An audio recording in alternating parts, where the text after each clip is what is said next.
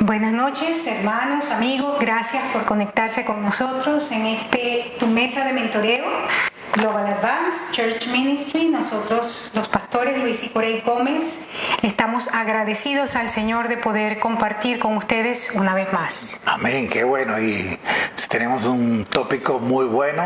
Este tópico es fundamentalmente de la profeta Corey Gómez, y yo estoy aquí para respaldar y dar algunos de mis comentarios normalmente dentro de esta palabra profética de la pastora.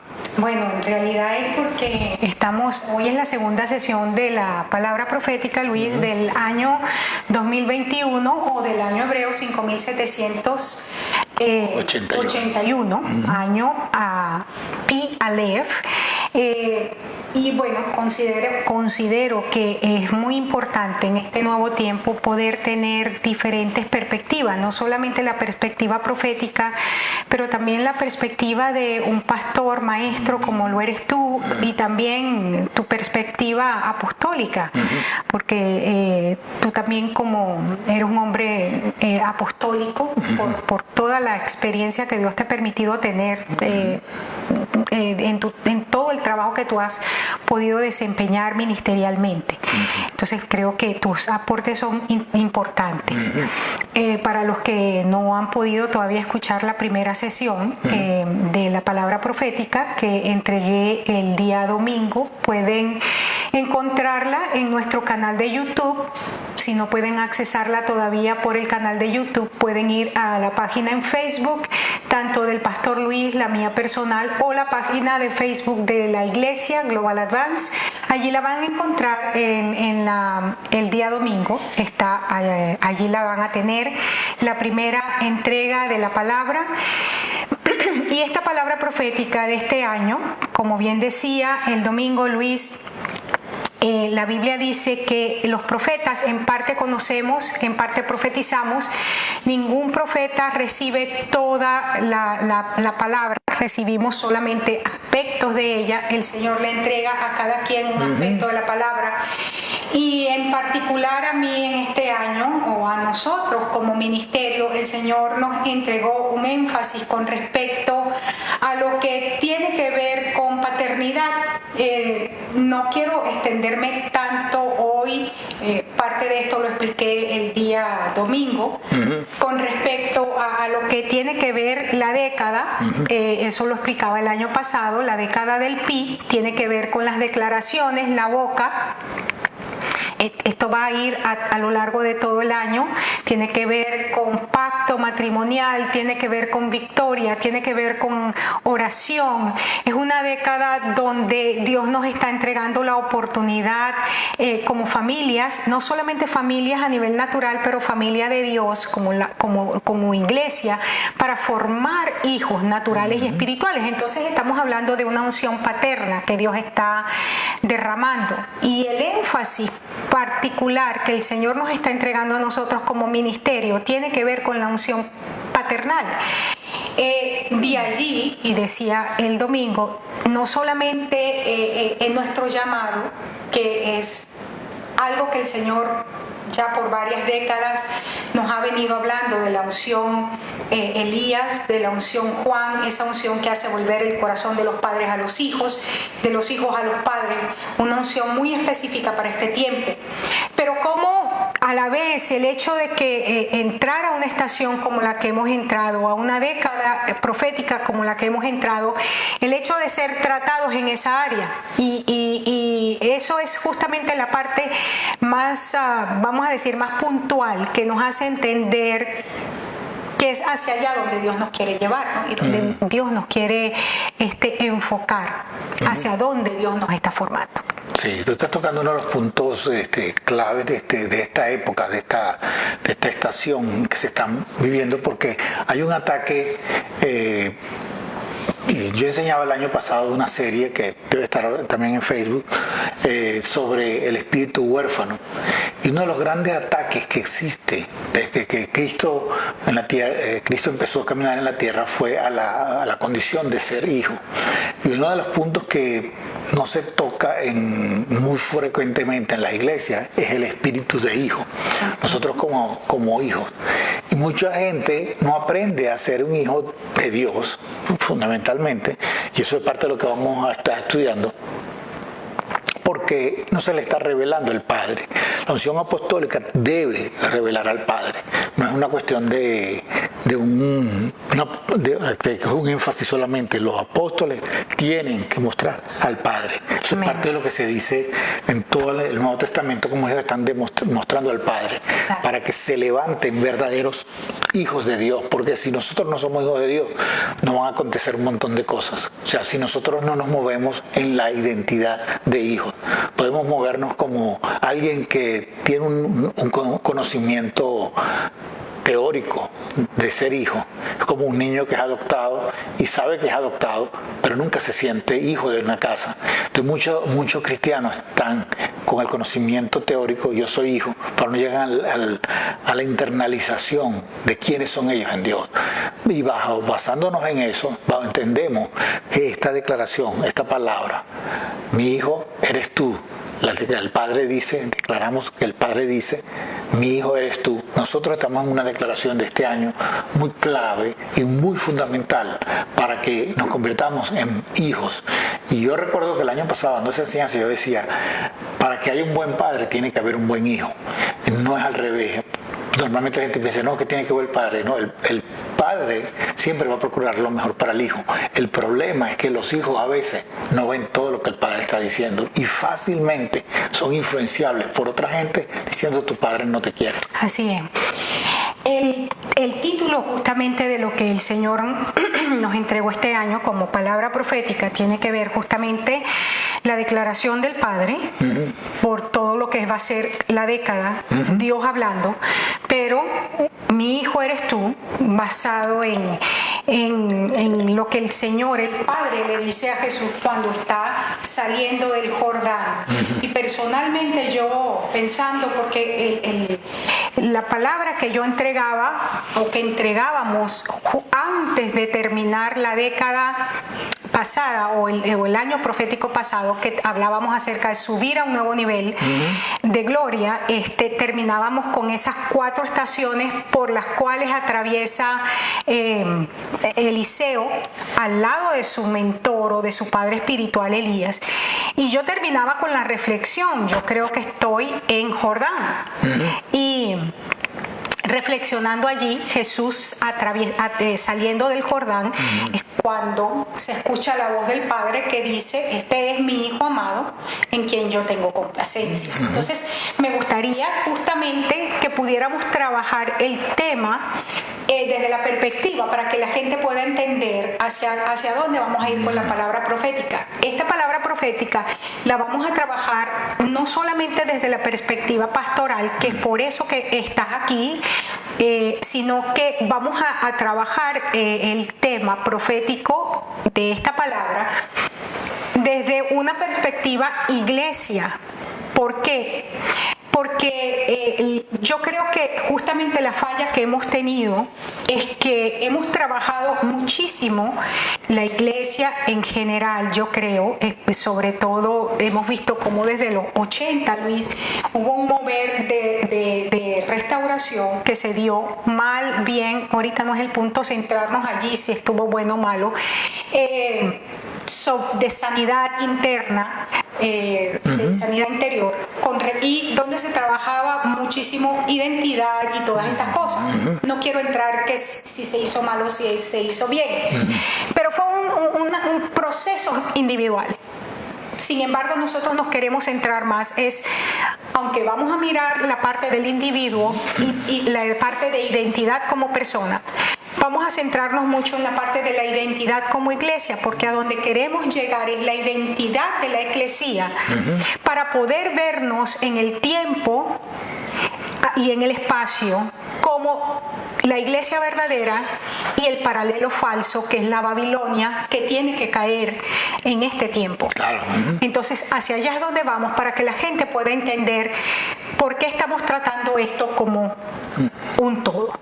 Y quisiera que hoy empezáramos, y vuelvo a decir que puede mirar la primera sesión del día domingo de la palabra profética allí en nuestra página en Facebook o en nuestro canal de YouTube.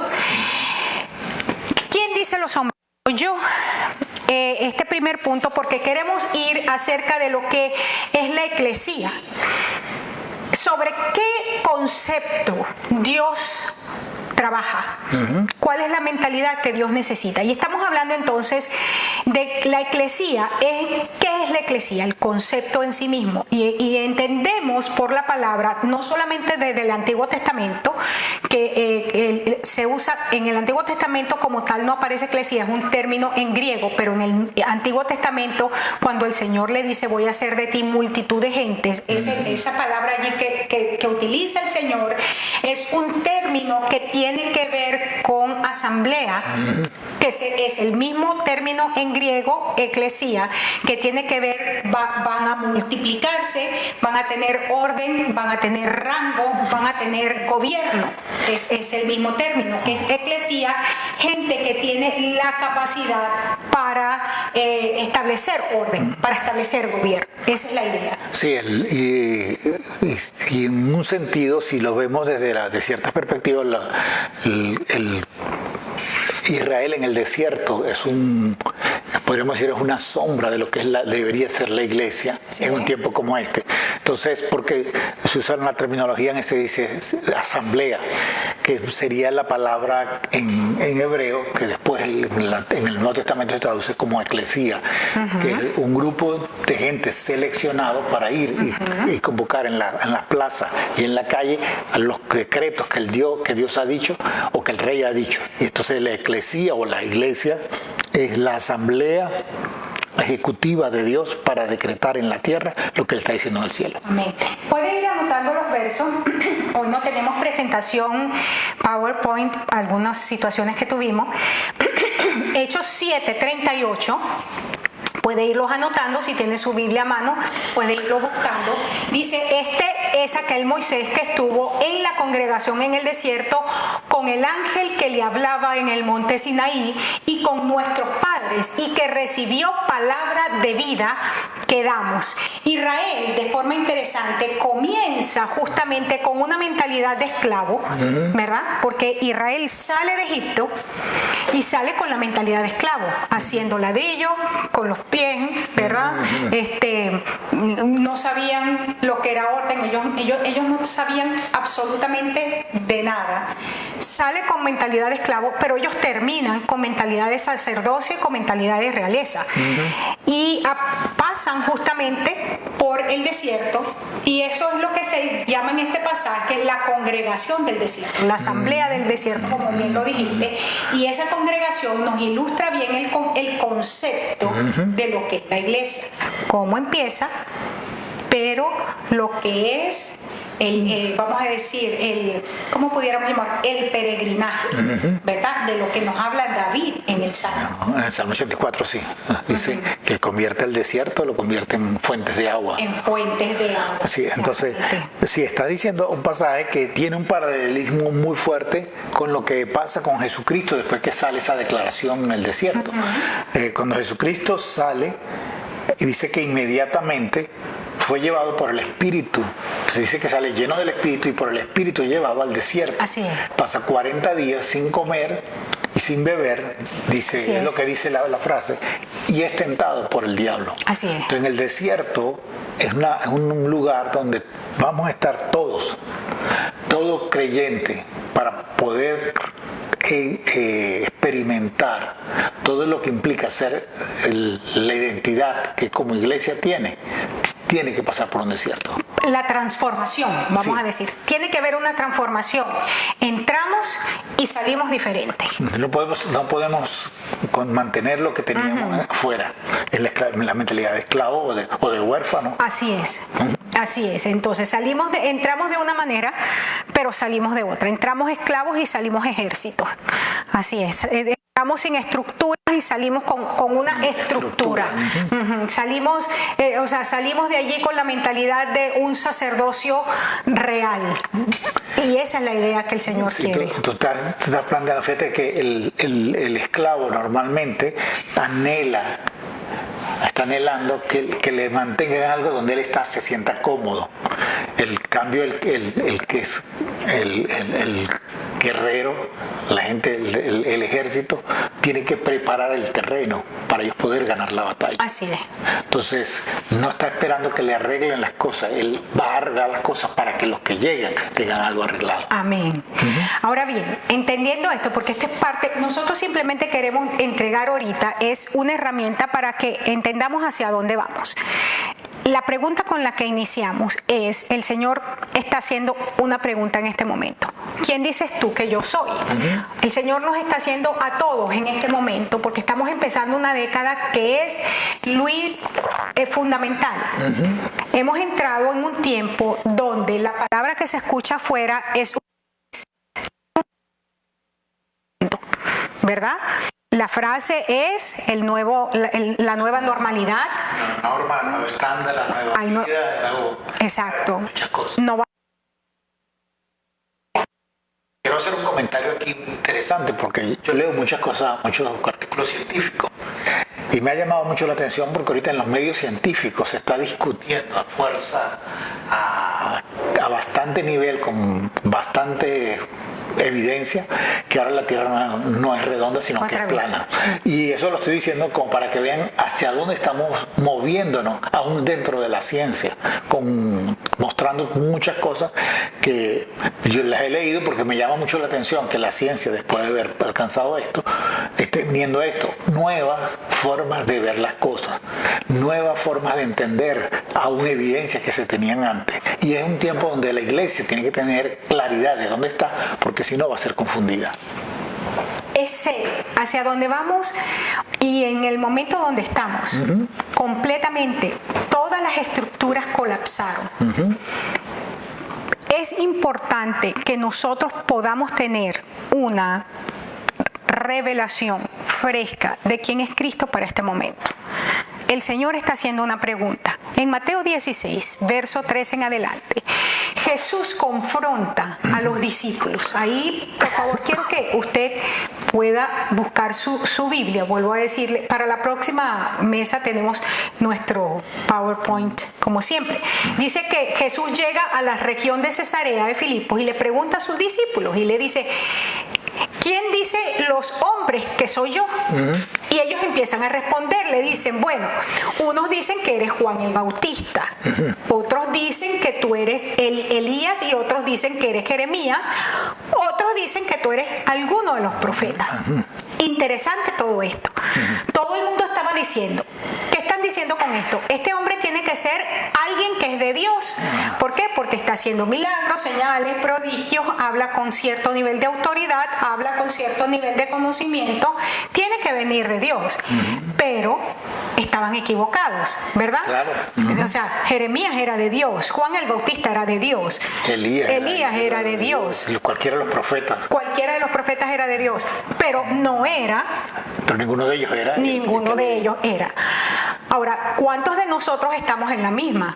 ¿Cuántos de nosotros estamos diciendo, quién es Cristo hoy? Y nos podemos estar haciendo las mismas, estar dando respuestas, como por ejemplo, ¿cómo es la unción? Vamos a cambiar el Cristo porque ese es el ungido, ¿verdad? Bueno, se está moviendo se está moviendo de forma profética, de forma apostólica, a través de los 5 ministerios, que eso empezó ya hace más o menos 30 años atrás. No, bueno, en la adoración y a la alabanza, un poco más atrás.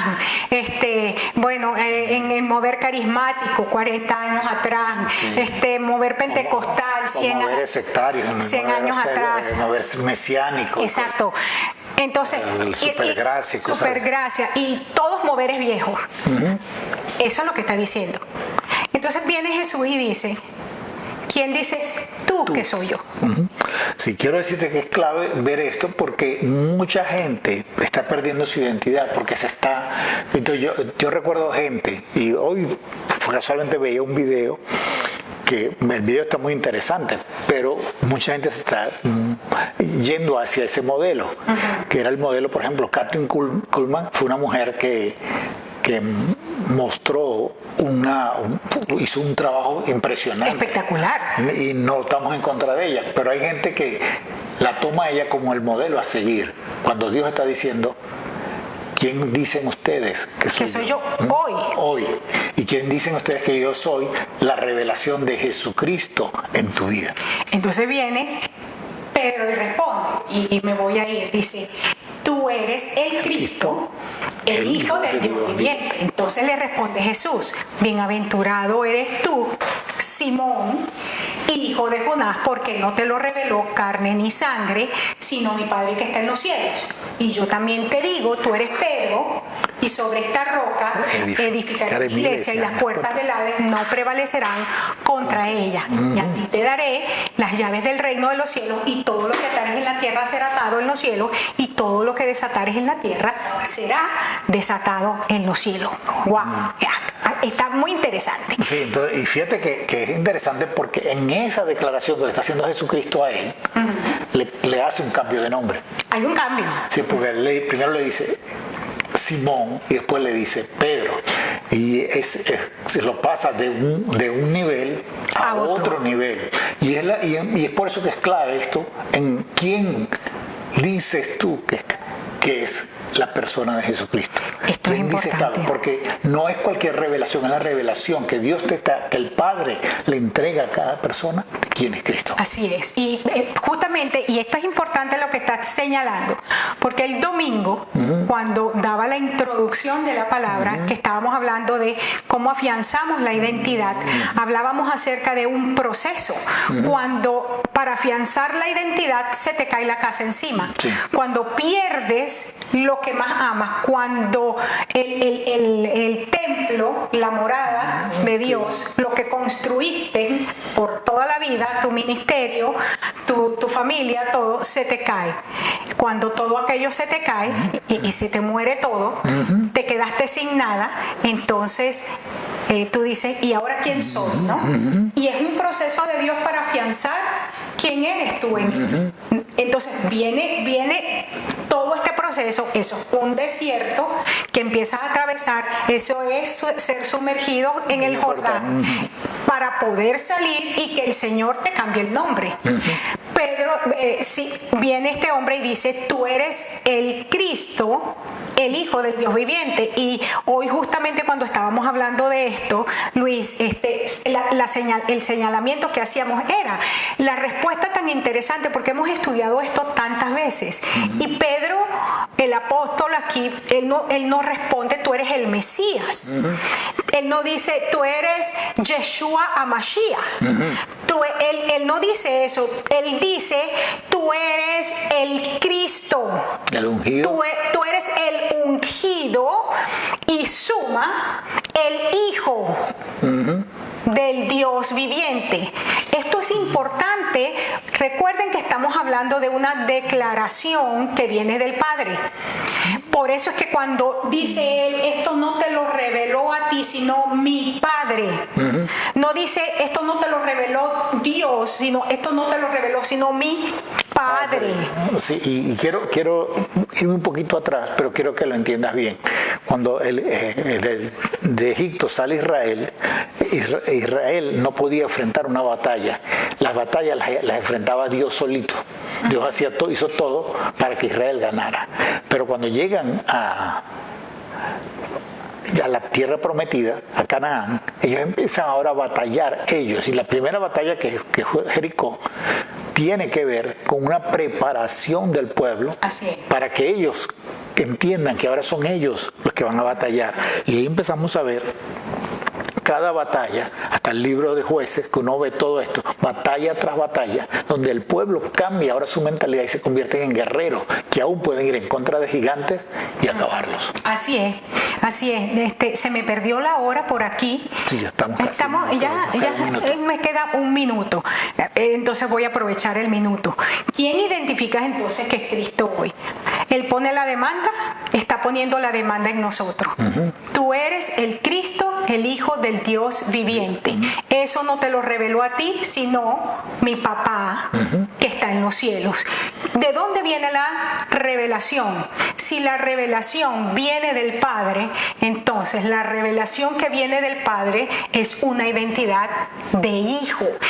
Y entonces dice, en la revelación que soy hijo, la edificación de la iglesia es establecida. Amén.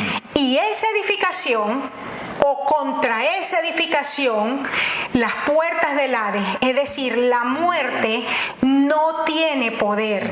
Y aquí es donde está la clave contra la que hemos estado, vamos a decir, batallando. ¿Dónde es que la muerte, el aguijón de la muerte, no funciona, no tiene poder, no tiene autoridad contra el hecho de que somos hijos? Sí, y simplemente pues ya estamos en el tiempo del receso.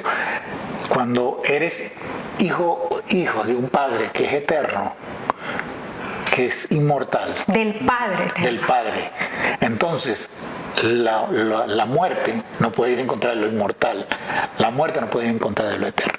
Amén. Vámonos a nuestro receso. Nos vemos en unos minutos.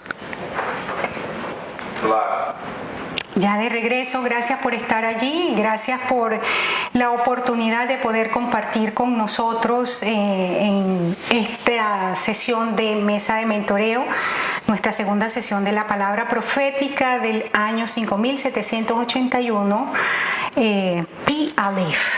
Amén. La declaración del Padre, mi hijo eres tú. Una década interesantísima, un año, Luis, que realmente va a ser de gran bendición.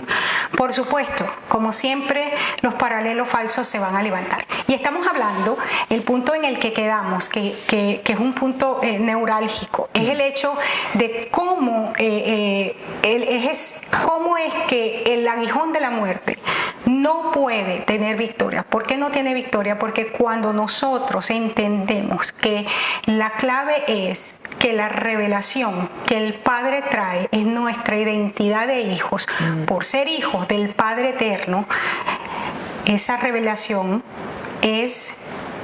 O sea, la muerte no puede contra eso, en esa identidad, la sustancia. Sí, y es por eso que cuando comenzábamos hoy, yo decía, uno de los grandes problemas que ha tenido la Iglesia Apostólica es que ha empezado a revelar apóstoles, ha empezado a revelar 5 ministerios, ha empezado a revelar 10 ministerios, ha hecho muchas de estas cosas, y eso no está mal. Pero no es el énfasis de Dios. El énfasis de Dios es que revelemos al Padre. Al Padre. Cuando revelamos al Padre, el espíritu de hijo se suelta. Y entonces los hijos empiezan a saber quiénes son y cómo pueden entonces funcionar en la verdadera identidad que Dios les ha entregado. Amén, amén. Y dice, hay una versión, la versión estándar revisada de la Biblia, dice que los poderes de la muerte no prevalecerán en contra de la iglesia. Voy a pasar aquí. Entonces dice, por lo tanto te doy las llaves del reino. Significa que ejercemos una mayordomía adecuada del poder de Dios en la tierra. Ahora bien, me gustaría pasar al hecho de que... Pase a eso, me gustaría simplemente hacer un comentario. La palabra llave es la misma palabra clave. Así es. Entonces mucha gente a veces se queda con la llave pensando, aunque ya la palabra llave tiene un montón de implicaciones, porque cuando Dios nos está dando llave, nos está dando autoridad, nos está dando la capacidad de entrar a sitios donde nadie puede entrar y nos está dando la capacidad de manifestar misterio, pero también nos está dando la palabra clave. Cuando dice la palabra a ti te daré las claves del reino, está diciendo, te estoy dando el enigma, la capacidad para tú poder desencajar a todo aquello que habían puesto enmarañado y ponerlo en el orden adecuado. Por eso es clave este verso, porque cuando recibe la identidad que tú tienes, también con esa identidad recibe llaves o claves para traer el reino de Dios al sitio donde tú estás. Amén, así es. Ahora, ¿cómo nos convertimos en hijos? Porque si el problema ha sido desde el principio, que es lo que ha hecho el diablo, robar la identidad, ¿cómo nos convertimos en verdaderos hijos? Nosotros hemos tenido la bendición, Luis, de ver todo el mover, el nacimiento, desde el nacimiento, del mover apostólico profético desde su nacimiento. Hemos estado allí. Así es que hemos visto no solo el nacimiento, pero hemos visto el florecer, pero también hemos visto las fallas, los errores, ¿verdad? La caída. Hemos visto las cosas buenas. También hemos visto las cosas no tan buenas. Quizás eso nos da a nosotros cierto nivel de autoridad para poder hacer ciertos análisis de los procesos, pero también nos establece un nivel de responsabilidad para decidir caminar en cómo hacer en esta nueva estación para hacer las cosas de una manera diferente. ¿Qué es lo que hace que una persona se convierta entonces en un verdadero hijo de Dios? Tenemos varios ejemplos y me gustaría que miráramos por lo menos por encima el ejemplo de Nicodemo y Jesús en Juan 3:6, cuando el Señor le dice a este hombre, todos los que están conectados probablemente lo conocen, el famoso maestro de la ley que viene de noche y le dice: bueno, Señor, ¿cómo es que vamos a hacer? ¿Cómo es que yo hago para entrar al reino? Para yo poder accesar toda esta revelación que tú tienes. Tú necesitas nacer de nuevo así, ¿verdad? ¿Y cómo es eso? ¿Verdad? Y ahí en el verso 6 de Juan, el Señor da una clave, como decías tú: lo que es nacido de la carne, carne es, pero lo que es nacido del Espíritu, Espíritu es. Y aquí se encierra una realidad que es profunda.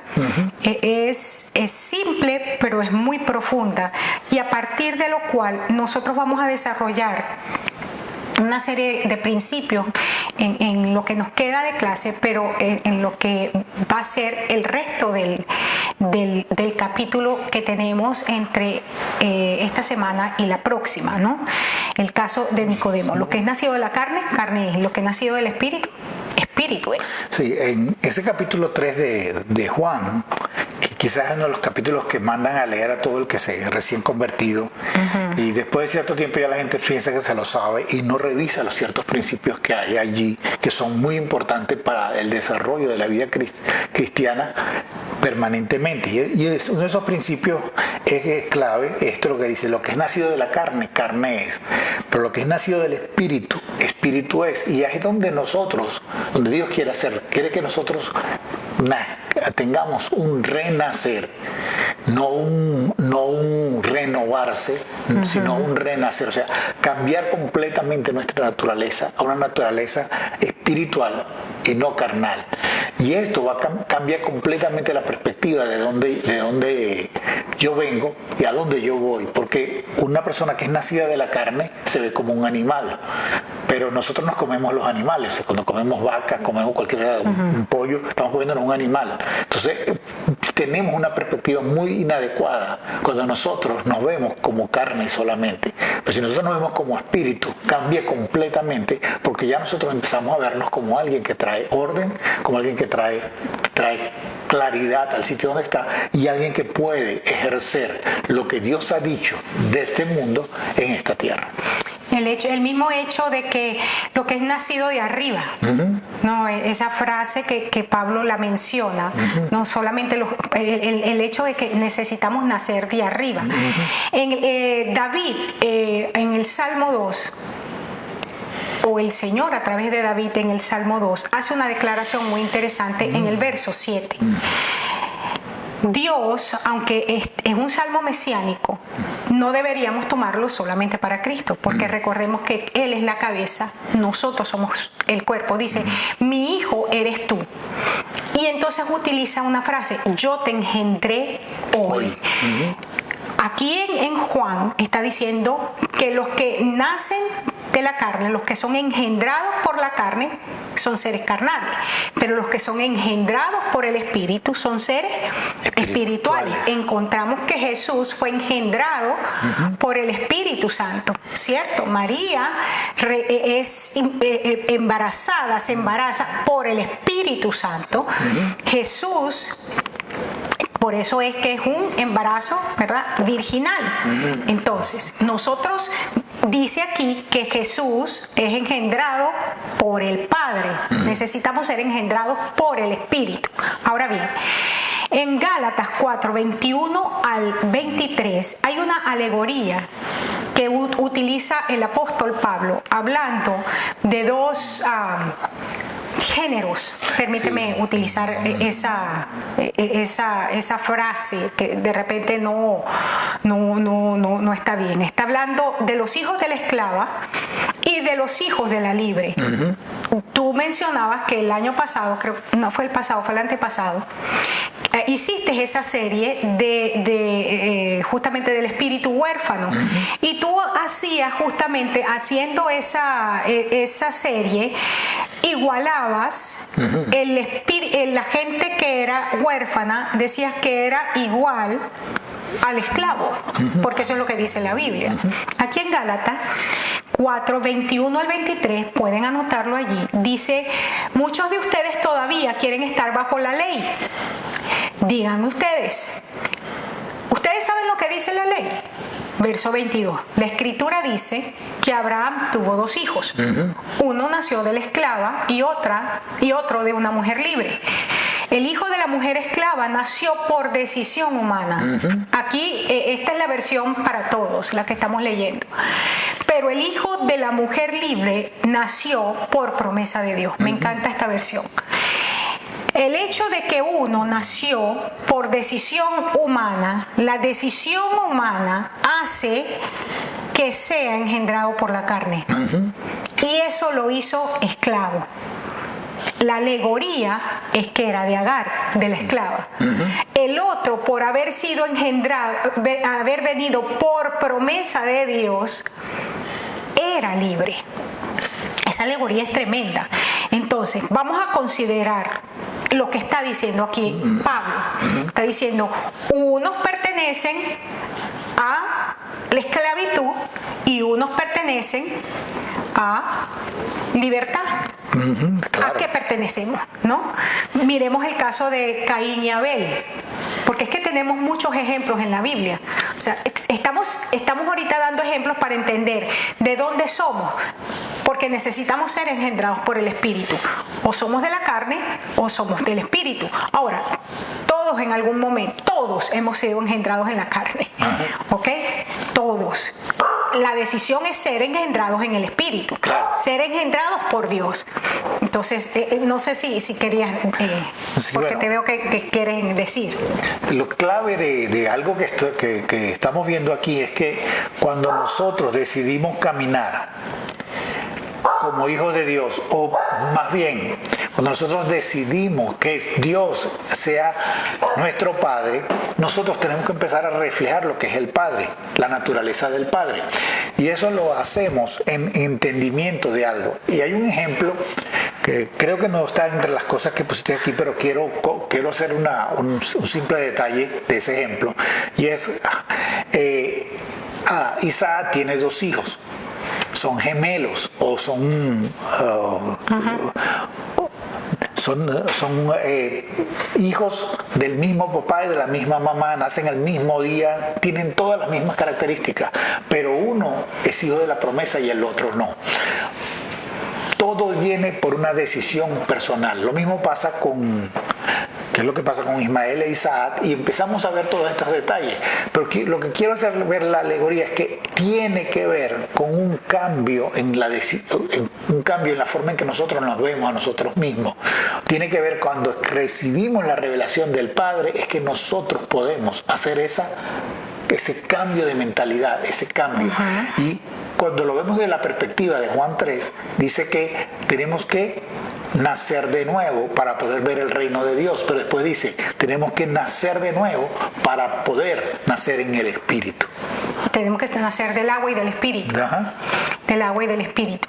Ahora, siguiendo ahí, ¿sabes qué? Ahorita que decías eso, fíjate que en el mismo Génesis, cuando estamos hablando de, por ejemplo, Caín y Abel, también se habla, por ejemplo, de los hijos de Set. Y también se habla de la simiente de la serpiente. O sea, que seguimos con dos simientes. Siempre en la Biblia se habla de dos simientes. Y en Apocalipsis estamos hablando que es hacia donde nosotros vamos a ir. Estamos hablando de dos paralelos, estamos hablando de dos iglesias. Estamos hablando de dos iglesias que lucen iguales, se sientan sobre también mucha gente, pero una es babilónica, una es ramera y la otra es santa, ¿verdad? Mientras una está embriagada con la sangre de mártires, la otra está corriendo porque está siendo perseguida porque está a punto de que su hijo lo devoren. Y pareciera que está en desventaja, pero una va a reinar juntamente con Cristo, aunque pareciera que en un momento está en desventaja. Sí, de hecho, la Biblia dice ahí en Apocalipsis que se le dio permiso de hacer guerra contra los santos y ganarle. Y ganarle, así es. O sea que no siempre porque estamos perdiendo es porque no seamos de Dios o no estamos en bendición. Ahora, es importante, volviendo aquí a lo de la simiente y el ser engendrados, es que una de las cosas cuando estamos hablando es que ¿cómo es que Dios engendra? Dice en Romanos 8:16, dice que el Espíritu de Dios da testimonio a nuestro espíritu de que somos hijos. Esto es clave. ¿Cómo sabemos que somos hijos? Porque el Espíritu nos da testimonio a nuestro espíritu. Esto es lo que dice ahí Romanos 8:16, de que somos hijos de Dios. Ahora, la pregunta, ¿cómo es que engendra a Dios? ¿Cómo es que lo hace? Primer rasgo de una persona que ha sido engendrada por el Espíritu. Lo primero es que obedece a Dios. Esto es el primer rasgo. No hay necesidad, Luis, y esto, nosotros somos pastores hace demasiados años y nosotros lo hemos visto. No hay necesidad, cuando una persona es nacida de nuevo, realmente no hay necesidad que nadie le enseñe. Obedece a Dios, porque es algo innato, es algo que está en el Espíritu de Dios, es algo que está allí, ¿no? Y lo vemos vez tras vez, nadie lo enseña que debe hacer, el Espíritu mismo lo está enseñando. Otro rasgo que podemos ver en una persona que ha sido engendrada por el Espíritu es que es dadora. Nosotros siempre hemos enseñado que el dar es una revelación. ¿Por qué es una revelación? ¿A qué vino Jesús? Sí, y en esta parte es importante porque es parte de lo que son las, vamos a llamarlo así, la naturaleza de Dios es ser generoso. Y un generoso, una persona generosa da. No es cuestión de que tenga, es cuestión de que da. No está dependiendo de cuánto tiene o de qué es lo que tiene. Dice, oh, si yo tengo, entonces, porque si tiene y tiene que tener para dar, una persona que no es generosa, es simplemente una persona que está buscando qué es lo que le sobra para poder usarlo.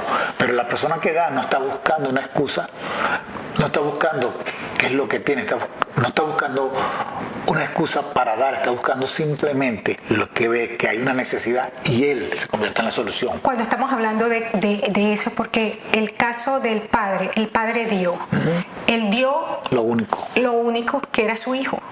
Él dio a Jesús, era su unigénito, el unigénito del Padre, él lo entregó y Jesús vino y su naturaleza se entregó a sí mismo. Él dijo, a mí no me quitaron la vida, yo la di. Entonces ese es un rasgo de que somos hijos, nosotros entregamos. Otro tercer rasgo de la persona que es engendrada por el Espíritu es que tiene una visión de Dios como Padre.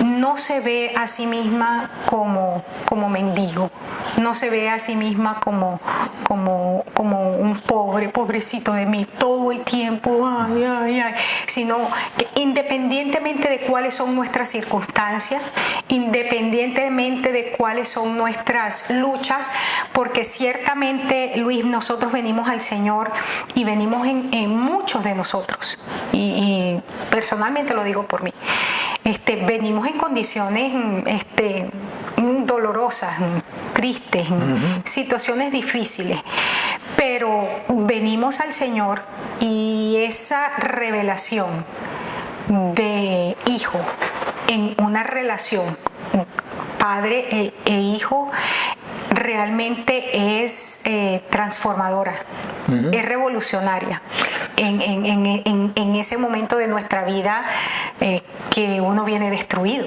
Sí, y te decía, fíjate que cuando hablábamos al principio de esto, de que estábamos hablando de lo que era la revelación del Espíritu, lo que yo quiero llamar el Espíritu de Hijo, probablemente no es la misma terminología, pero el Espíritu de Hijo es aquel que reconoce tanto de lo que es Dios, y cuando somos hijos, nosotros primero tenemos una capacidad de escuchar la voz de Dios.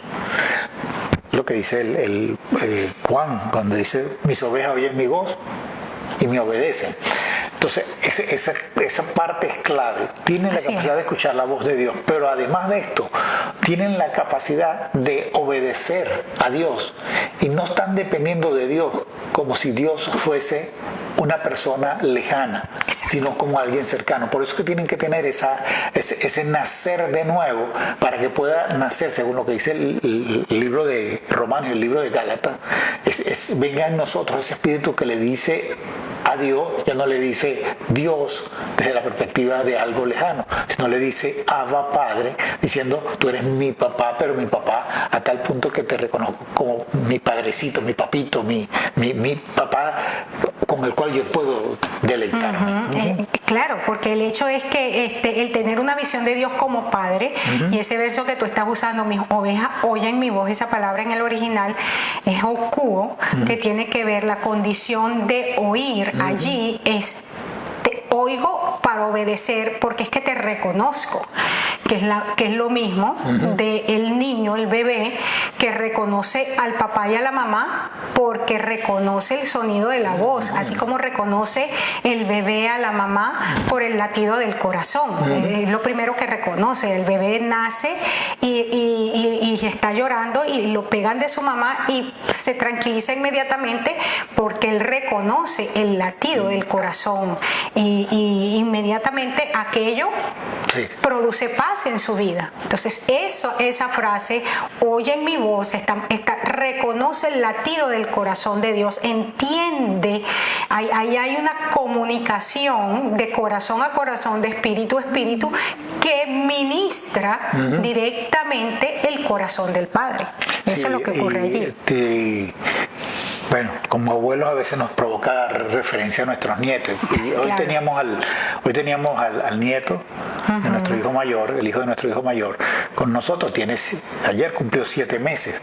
Y la parte interesante de ver de este bebé es que cuando nos ve, nos reconoce y siempre tiene una sonrisa para nosotros cuando nos ve, cuando nos reconoce.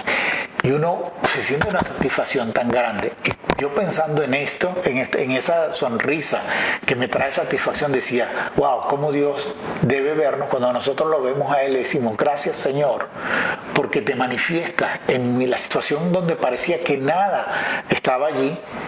Ahora te vemos a ti manifestándote y crea una esperanza, crea un sentido de propósito, crea un sentido de que Dios va a hacer algo tan bueno que pase lo que pase, yo sigo para adelante. Amén. Sigo para adelante. Amén. Estamos hablando de cómo es que somos engendrados por Dios. Dice en Romanos 8:14, me gustaría leerlo completo, 8:14 al 21, voy a saltar algunos versos. Dice, porque todos los que son guiados por el Espíritu de Dios, estos son hijos de Dios. Verso 16, el Espíritu mismo da testimonio a nuestro espíritu de que somos hijos de Dios. Y si hijos, también herederos, herederos de Dios y coherederos con Cristo, si es que padecemos conjuntamente con Él, para que juntamente con Él seamos glorificados. Verso 19, porque el anhelo ardiente de la creación es el aguardar la manifestación de los hijos de Dios. 21, porque también la creación misma será libertada de la esclavitud de corrupción a la esclavitud gloriosa de los hijos de Dios. A la libertad gloriosa de los hijos de Dios. Tremendo.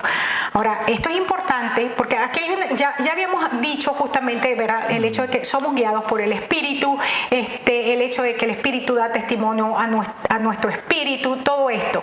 Hay una condición: si nosotros padecemos con Cristo, entonces juntamente con Él vamos a ser glorificados. Pero el hecho, esta declaración aquí tremenda de que la creación está aguardando por la manifestación de los hijos. En otras palabras, que la creación, para ser libertada, está esperando por los hijos. O sea que es los hijos los que producen libertad. Producen la libertad y de algo que podríamos llamarlo así, no tiene forma de operar en la libertad, sino a través de algo que tiene que ser un agente externo a ellos, que son los hijos. Así es. Fíjate que entonces, y quiero irme a cosas que vemos, la tierra como globo terráqueo, como sistema de cosas, necesita la manifestación de los hijos para que traiga libertad a la tierra. No es la manifestación de un sistema político o de un sistema económico, es la manifestación de los hijos de Dios. Las plantas necesitan una manifestación para convertirse más gloriosas, más poderosas. Y esa manifestación no es de más ciencia, es una manifestación de los hijos de Dios. Y aquí es donde está el punto, donde queríamos llegar. Claro, ya terminamos al final del programa. Para poder entender por qué es el ataque del diablo. Porque el hombre, y cuando estoy hablando de hombre, no estoy hablando del varón, macho varón masculino, estoy hablando de la humanidad, del hombre y de la mujer. Fuimos creados por Dios como el agente de Dios, la gente de Dios, el pueblo de Dios. Fuimos creados para producir libertad a la creación, y Satanás lo sabe, y esa es la razón por la cual ha hecho todo lo que ha hecho para que la humanidad esté en la condición que esté, que está, y hace todo lo que hace para que nosotros nos mantengamos en ignorancia y en esclavitud. Si nosotros podemos entender que los procesos que tenemos que vivir y que tenemos que ser reengendrados, vamos a decirlo, permítanme usar esta frase, necesitamos ser reengendrados en este tiempo. Amén. Necesitamos entrar en un proceso donde tenemos que conocer, volvernos al corazón del Padre. Amén. Nosotros somos los agentes de Dios para producir la libertad a todos los sistemas, a todas las estructuras, a la naturaleza, a la tierra que está hambrienta por ser libertada, tal como lo está diciendo aquí. Lo voy a volver a leer, como lo acabamos de leer, el verso 21, porque también la creación misma será libertada de la esclavitud de corrupción a la libertad gloriosa de los hijos de Dios. Wow. Entonces, eso es tremendo. No sé, creo que ya terminamos el tiempo, pero no sé si quieres decir. Sí, terminamos el tiempo. No me gusta dejar las cosas por la mitad, pero llegamos hasta aquí. Quiero decirles, este capítulo no lo terminamos. Te voy a adelantar un poquito. Hoy no tuvimos PowerPoint, te vuelvo a decir, tuvimos algunos problemitas para poderlo tener listo. La semana que viene lo tenemos. De este capítulo nos queda ¿qué significa el hecho, verdad? Porque ¿cómo es esto de que por qué es que Satanás entonces no mantiene a la gente en esclavitud? ¿Qué significa que por qué es que Satanás entonces siempre va a atacar a los hijos? Vamos a ver por qué entonces atacó a Abel, no a Caín. ¿Cómo es que la sangre de Abel el justo sigue clamando? Vamos a ver entonces ¿qué implica el hecho de que un hijo, siendo hijo, se puede volver pródigo? Que es lo que yo digo, o sea, ¿por qué Satanás quiere que los hijos dejen de ser hijos? ¿Cómo es que los vuelve pródigo? Pero ¿cómo podemos ser reengendrados? ¿Cómo podemos restaurar al pródigo?